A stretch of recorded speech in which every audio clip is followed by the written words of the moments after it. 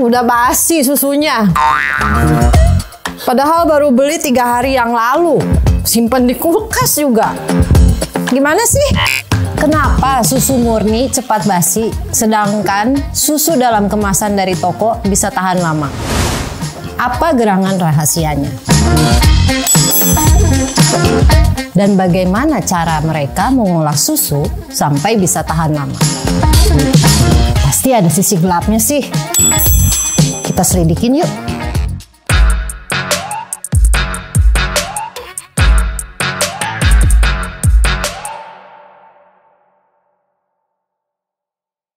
Rahasianya kenapa susu dalam kemasan bisa tahan lama adalah 2 proses yang dinamakan pasteurisasi dan UHT.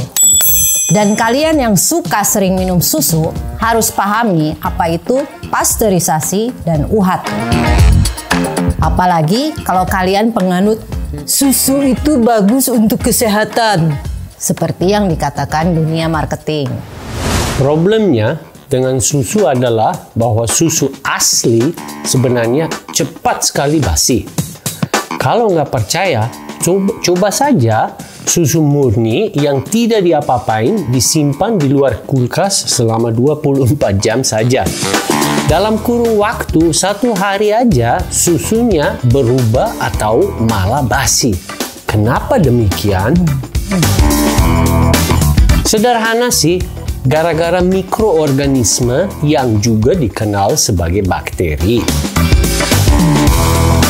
Baik bakteri yang sudah ada di dalam susunya asli maupun bakteri yang senantiasa berada di udara. Tapi jangan salah, bakteri itu belum tentu buruk.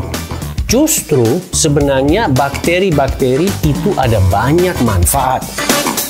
Karena memang susu begitu penuh dengan gizi dan nutrisi, maka para mikroorganisme juga sangat doyan sama susu. Sehingga mereka langsung makan susunya dan mereka cepat memperbanyak di dalam susu.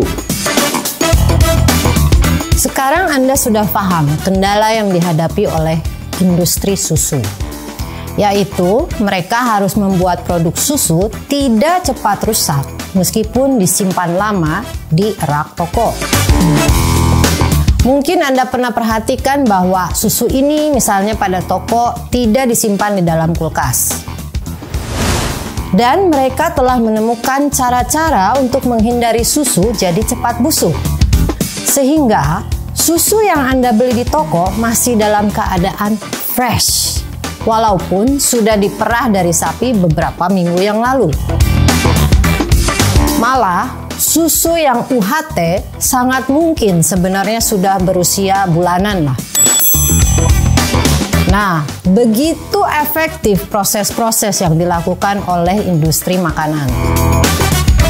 Tapi, apakah proses yang efektif ini juga memiliki sisi gelap? Kita lihat dulu proses-prosesnya pasteurisasi. Karena ini berkaitan dengan ilmu biokimia, jadi akan dijelaskan sama Dominik aja. Pasteurisasi sebenarnya nggak ribet sih. Anda bisa melakukan sendiri di rumah juga. Ini cuma proses pemanasan saja. Mereka memanaskan susunya sampai dengan suhu 63 derajat Celcius selama beberapa menit. Ada juga variasi di mana suhunya sampai 72 derajat Celcius, tapi berlangsungnya cuma selama 15 detik saja.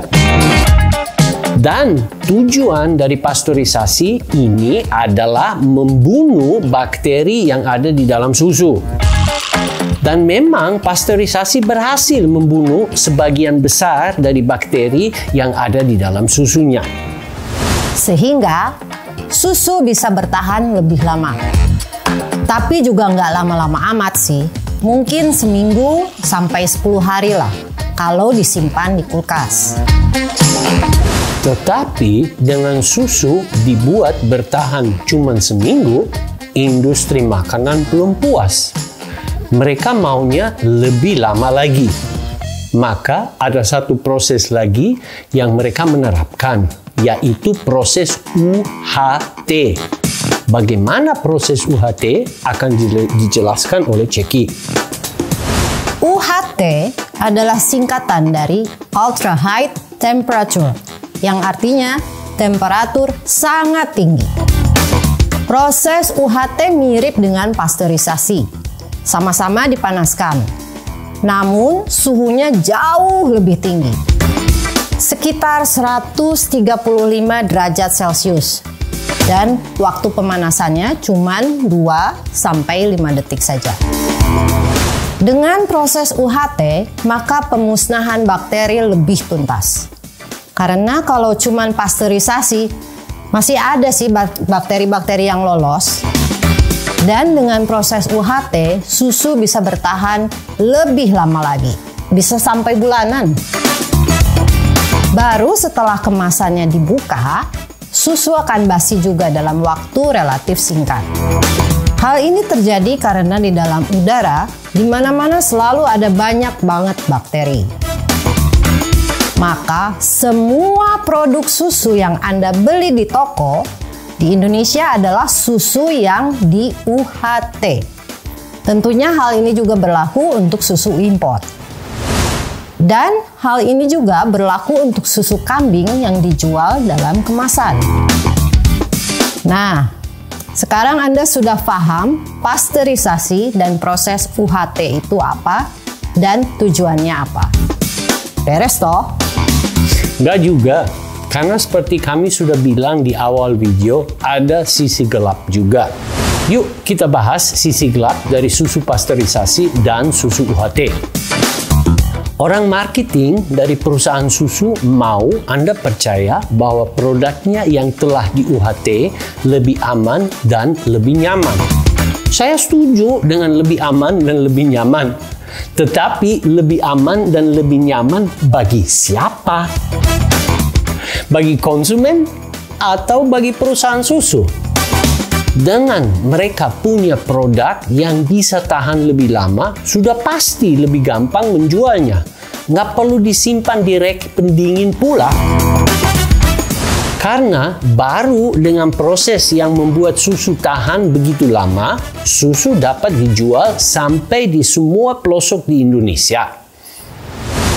Tapi, apakah pasteurisasi dan proses UHT lebih aman dan lebih nyaman buat kita sebagai konsumen juga? Nah, sekarang kita akan membongkar rahasia yang mereka tidak ingin Anda ketahui, yaitu bahwa susu yang sudah diotak-atik punya banyak kekurangan nutrisi. Kita mulai dengan bagian protein yang terdapat di dalam susu. Begini, susu kan makanan buat bayi sapi. Dan segala nutrisi yang diberikan pada bayi punya tujuan utama untuk bertumbuh dengan pesat. Dan proses pertumbuhan ini paling utama membutuhkan protein. Karena kan protein adalah bahan bangunan untuk organisme. Tetapi kebanyakan jenis protein ternyata sangat peka terhadap suhu panas. Dan di atas suhu 30-an sampai 40-an derajat Celcius, banyak protein jadi hancur. Selain itu, susu murni juga mengandung enzim-enzim yang mempermudah mencernakan susu. Namun, enzim-enzim tersebut juga telah dihancurkan oleh proses pemanasan. Maka susu menjadi lebih sulit dicernahkan. Hal ini sudah terbukti di dalam banyak studi yang menunjukkan bahwa manusia lebih mudah untuk mencerna susu murni daripada susu yang telah di UHT atau dipasteurisasi. Nah, kesimpulan adalah bahwa akibat dari proses pemanasan baik pasteurisasi maupun UHT membuat gizi dan nutrisi susu menjadi kurang. Namun, ceritanya belum berujung di sini. Masih ada lagi satu aspek yang jarang dibahas tapi yang tak kalah penting. Aspek itu adalah penghancuran mikroorganisme di dalam susu. Nah, Alasan utama susu melewati proses pasteurisasi dan proses super panas UHT itu adalah untuk membunuh bakteri yang secara natural sudah ada di dalam susunya. Dan memang benar, bakteri tersebut berhasil dihilangkan oleh proses pasteurisasi dan proses UHT. Mungkin Anda berpikir, pemusnahan bakteri itu adalah hal yang baik. Namun pada hakikatnya tidak demikian. Kenapa? Begini, di dalam perut kita selalu ada triliunan bakteri, khususnya di dalam usus besar. Soalnya sistem pencernaan kita sangat bergantung pada bantuan dari bakteri-bakteri tersebut. Ceritanya dan peranan tentang bakteri di dalam tubuh kita sangat panjang dan kami akan membahas pada beberapa video yang lain. Yang betul adalah bahwa di antara bakteri yang terdapat di dalam susu bisa saja ada juga yang jahat. Namun jumlah bakteri yang jahat sangat kecil.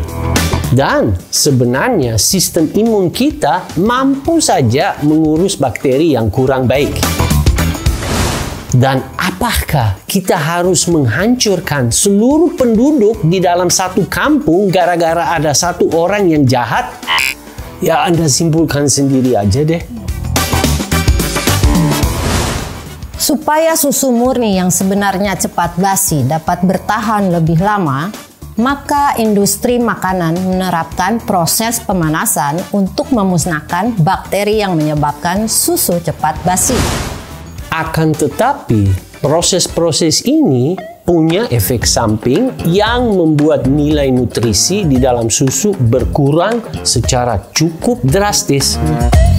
Sehingga banyak manfaat yang sebenarnya terdapat dari susu murni telah hilang pada produk susu kemasan yang Anda dapat beli di toko. Silahkan konsumsi saja susu yang telah diutak-atik. Namun, jangan tipu diri sendiri dengan percaya bahwa susu yang Anda konsumsi adalah sesuatu yang begitu bagus demi kesehatan Anda. Manfaat dan kebaikan pada susu kemasan yang Anda peroleh dari toko jauh dilebih-lebihi oleh dunia marketing. Susu itu nggak buruk sih, namun baik amat juga enggak. Kalau Anda mau tahu tentang kandungan nutrisi di dalam susu dan susu mana yang paling bagus, wajib nonton video yang ini.